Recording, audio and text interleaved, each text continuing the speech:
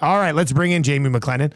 Noodles, a lot of people trying to be positive, but you're down 2-1. You got spanked in game 3. What's your mindset on this club right now? Well, you could argue that it's a must win, but I think what you need to do is play a lot better and play a little bit more determined and, certainly with some composure.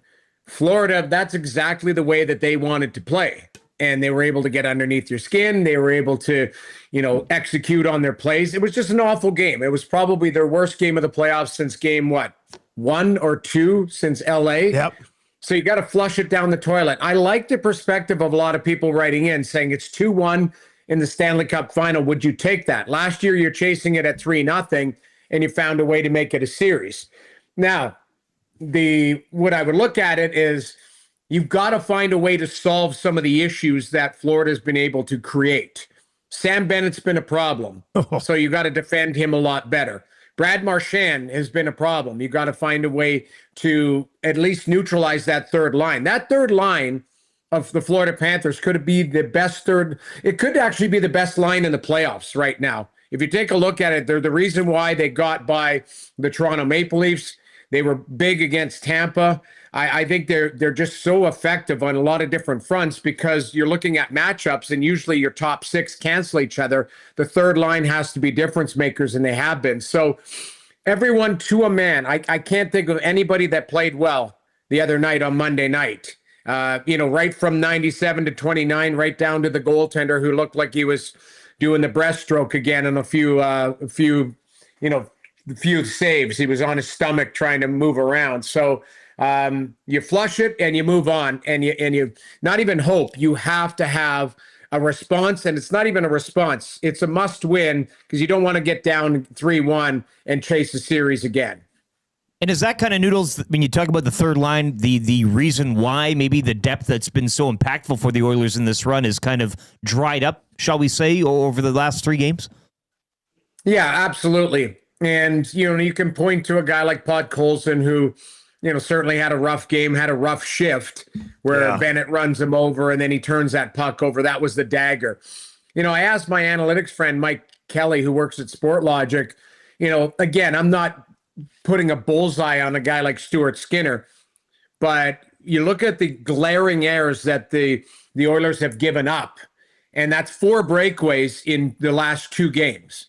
Usually you give up 1 breakaway maybe every 5 games. If you're in the regular season, you should. A team that's defensively structured. They gave up 3 2 games ago, and then last game it was 1 to Bennett. Stuart Skinner hasn't made a save on a breakaway. Calvin Pickard, I'm trying to remember if Skinner's made a save on a breakaway. Technically get credit for the Reinhart missed the net. Pickard made some saves on breakaways against LA. I can think of Tyler Seguin scored on a breakaway against Skinner against Dallas. I off the top of my head, I'm trying to figure that out. You need some saves at the right time. Skinner provided that in games 1 and 2.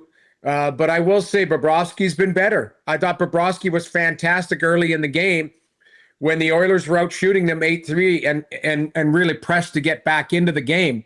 And that was the dagger. They couldn't get the equalizer. They couldn't get their game going. And then Florida just imposed their will. So there's lots of blame to go around right now. They've got to Bobrovsky a couple of times in this series.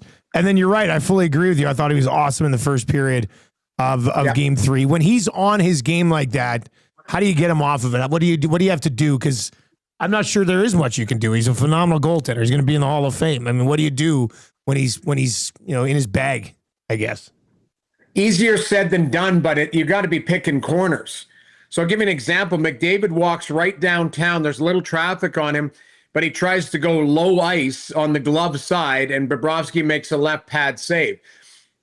80, I believe it's 86% of the shots are on the ice or in that, when a goaltender butterflies, you take a look at it. If you have a guy who's got tremendous flexibility, as Bobrovsky does, he's going to seal the ice. There's no room unless you shoot it quick enough before he gets down. That's why I always talk about a goaltender with great flexibility and lateral movement. Those are the top tier goaltenders in this league because a lot of the shots are on the ice. You try and make quick bang, bang plays. Skinner's lateral movement was exposed the other day. And that's the one thing that, Florida's trying to open him up, get him moving. You can't lay blame on the fifth goal, which is, a power play goal, backdoor, Ekblad scores. But ultimately, Skinner tries to hit the mascot with the puck, and there's a reason why they're on the power play. And if you look at it, the right toe of Skinner, he goes to push from left to right, and he toe picks and actually almost falls down on the play. If you look at one goaltender to the other, Bobrovsky's very fluent with his movement, side to side. Everything's just flows very simple. With Stu, he's got to use his size to his advantage, but the minute that he gets opened up, it's a little bit more clunky. It's more robotic instead of very fluent. Even when Pickard came in, there was a couple plays where Pickard moved side to side a lot more fluent than Skinner.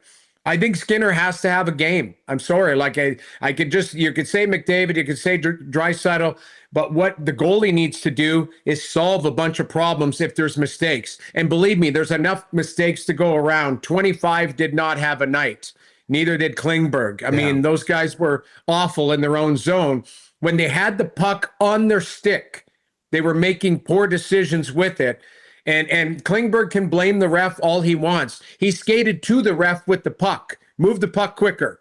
That's the way I look at it. Florida's forecheck is not going anywhere. The D have to move the puck quicker and get going, get into the play, get the forwards, the puck in the neutral zone so they can create some speed. But I thought their D were really exposed last game. Florida did a really good job on the forecheck. That's what I was going to go there too. Would you change up anything on the blue line in terms of pairing and or personnel?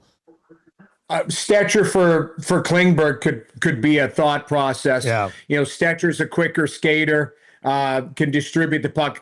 Klingberg is when he's on his game, he's elite at moving the puck. He's a lot like Bouchard. He's got good vision. He can make a play. He's got the calmness to make a play. The problem is they got to work faster to get back. Klingberg's not a burner. So, yes, you've got to make the right play if you're Klingberg because you're not going to outskate your opponent. But the other day, everything with him was too slow. His speed is getting exposed in this series. Against Dallas, they didn't have as heavy a forecheck, so he could make a play. Right now, he's not making plays because he's not fast enough to get back to make the play. So I might look at it and say, add a little speed in there with Stetcher. Because let's be honest, it's not like Klingberg's clearing the front of the net. He's a big guy, but that's not in his nature to be cross-checking and hacking and whacking and clearing the front of the net. So if that's an adjustment back there, that's one thing I would look at. Jamie McLennan with us on the show this morning. Noodles, we know things kind of got carried away in the third period of Game 3. And, this discussion, a lot of discussion yesterday was like, stay out of it. Don't get sucked into the Panthers game. But I thought one of the reasons that the Oilers had success in the first three rounds is that they were the more physical team in those three matchups as well. So like part of that is how they've had success. So I don't think you can just, totally avoid it altogether. So, how do you walk that line and not get sucked into the Panthers game? You initiate instead of retaliate. Outside of the Frederick, really going after Bennett, Darnell Nurse takes a cross-checking penalty. You have to make that call. You can get away with one, but not three. Wallman, to me, has been a guy who's got some bite, but it's just, hey, punch in the face. Like, you have to initiate. And right now, you could argue that Florida has three of the biggest and best rats in the league. Yeah. When it comes to guys getting underneath your skin. It's Tkachuk, it's Bennett, and it's Marchand. And they're doing it surgically because what they're doing is they're a little poke here and then they'll take a punch in the face and go, hey, penalty. I honestly, I may be in the minority of this, but I thought Marchand sold the high stick from Kane on the forecheck. The stick did get up. And I thought Evander Kane was terrible last game in a counterproductive way because I like his bite. I like he's a guy that, there's a reason why the refs threw him out of that game because they knew he was going to grab somebody and pummel them.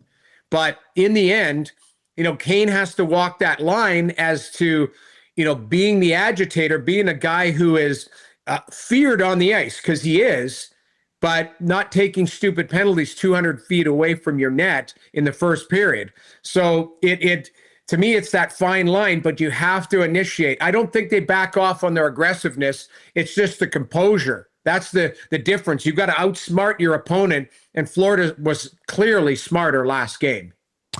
There's a huge opportunity here for a legacy game for Connor McDavid, right? Like, we've been talking about their lack of depth scoring.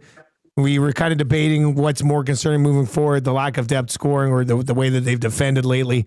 Are you expecting McDavid to just, is it possible for a guy, even of his level, to take over a game against a team as good as the Florida Panthers? Yes, it is. We've seen flashes of it with the moves, the Draisaitl goal, that power play goal was ridiculous. But then Florida says, yeah, we're fine giving him one of those plays a game. It just can't be 4 of them. That's the biggest challenge. And I do respect the fact that Florida is identified, like, we're not going to completely shut these guys down every game. What we're going to do is try and limit it. And I've said this before. Right now, both these teams can score. So it's a race to 4. Coming into this series, both of them were averaging 4 goals against, or 4 goals for. So if you can let in less than 4 goals, you might win the game because both these teams can score. I do think there's a chance for McDavid to go nuts, but Florida's expecting that. So it can't be a one-man show where this guy's skating around and then looking for guys and Perry's not there because he's a little bit slower on the play, or, Draisaitl doesn't jump up. We know that RNH is banged up, but if you put a jersey on, you got to play, and you got to play hard. I need more from Trent Frederick. I think that's a guy, yes, he goes after Bennett, good for him, but he hasn't been impactful, not on the score sheet, not in putting fear into your opponent. I think it was game 2. He had an opportunity to go after Tkachuk, his buddy from St. Louis, and it was, stinky glove. Take a penalty, punch him in the face. I'm sorry. If you're going to get a penalty, make the guy pay. That's the way I look at it. I just, to me, it still hasn't crossed the line into hatred. It's still, hey, we're going to play hard. And, I think the Oilers have to understand that, Thursday, tomorrow's game, this is their Stanley Cup. You can make it 2-2. Or you could chase it at 3-1, and then we can say, oh, they won 3 in a row last year. Can they do it again? They've got to find a game here, and it is guys like Arvidsson that not even getting looks. If you get a look, you better bury it. These are guys that have scored in this league. You've got to contribute. But yes, McDavid has the ability to grab it, but it just can't be him alone. Jamie McLennan with us on the show this morning. Noodles, as always, buddy, we really appreciate it. More love for your hat today, too. We got people tweeting at us. Yeah. People are. One of our guys here was telling us about this hat last week because he knows the guys at the store. So, people love the local stuff, man. Yeah. Lots of, well, you know me. I'm going to be local. I'll be there game 5, right? So I'll be kicking around. I'm not going to wear the hat on air, like on TSN, because I'd get fired probably. But I feel like, you know what? It would be great if it's a 2-2 and game 5, that building will be rocking. Either way, it'll be rocking, but, it'd be a lot better heading into a game 5 at 2-2. All right, man. We'll catch up next week. You bet. Thanks for having me, guys. There you go. Jamie McLennan going to be in the house for game 5. He's right. If that's tied at 2, place is going to be absolutely insane.